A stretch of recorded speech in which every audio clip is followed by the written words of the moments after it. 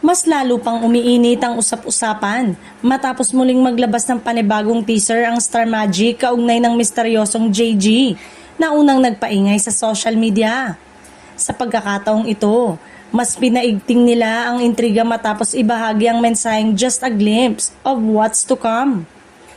Sa naturang pasilip, isang bahagi lamang ng mukha ang ipinakita, ang mata ng umano'y bagong artista na agad namang pinagfiestahan ng mga netizen.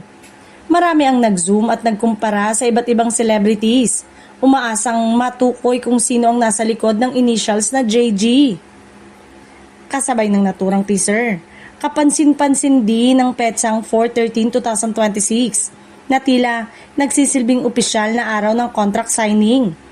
Dahil dito, mas lalong tumindi ang excitement ng fans na sabik ng malaman kung sino ang susunod na malaking pangalan na mapapabilang sa kapamilya Rooster.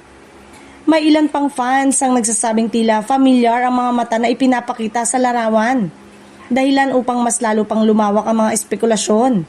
Mula sa mga rising stars hanggang sa mga established names mula sa ibang network, sari-saring pangalan ang lumulutang online.